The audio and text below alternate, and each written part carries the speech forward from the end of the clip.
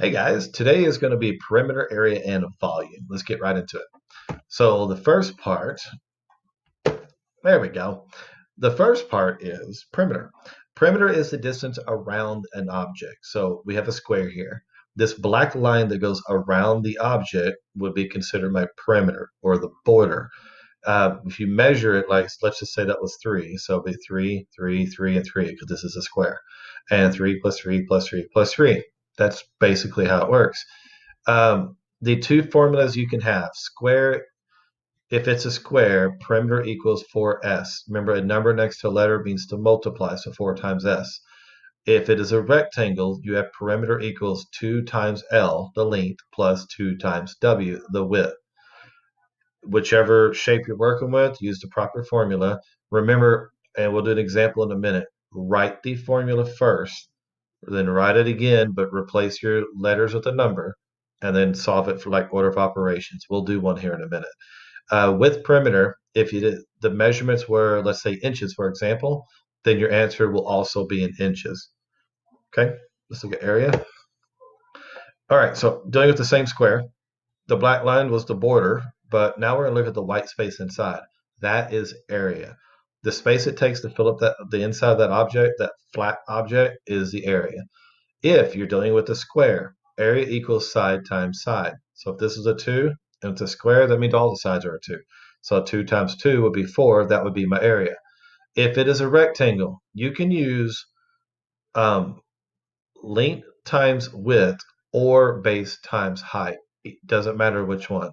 In this case, if you use the length times the width, this would be your length, this would be your width. If you want to use base times height, this is your base, this is your height. It doesn't matter which one. Same thing, write the formula first for whatever you're trying to solve, then write it again, but plug the numbers in that you know, and then solve it from there. If you're dealing with area, and let's say it was inches still, the answer would be inches, but it'll be inches squared. Okay, and make sure you write that properly. Let me get my pen ready. So if it was inches, it'll be inches squared, or you can write it out like square inches.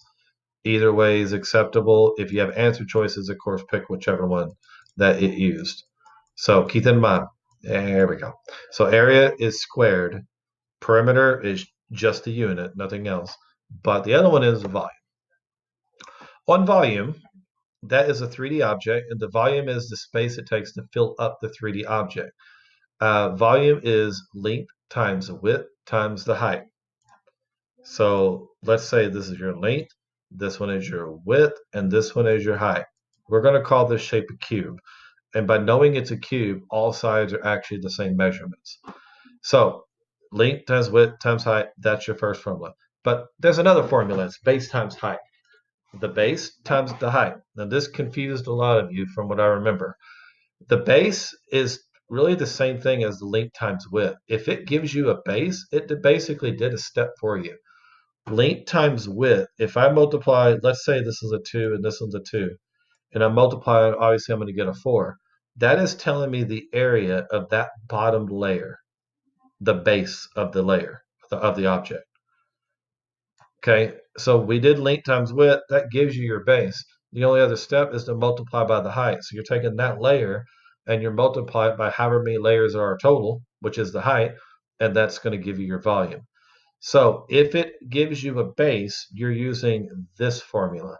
If it gives you all three, the length, the width, and the height, then you're going to be using this formula. That's basically how that works. Let's do one of these as an example to help you out. So the same thing, write your formulas first. Okay, we are working with the cube, and we know that one side is 4 inches. That means all of the sides are 4 inches. So first step, write your formula. It's already written for me, length times width times height. Second step, you're going to write it again, but replace the letters with the numbers you know. We don't know the volume. That's what we're trying to figure out. We do know the length is 4, so I'm going to put a 4 here, put times.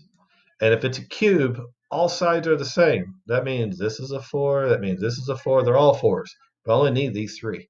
So the width is 4, and the height is also 4.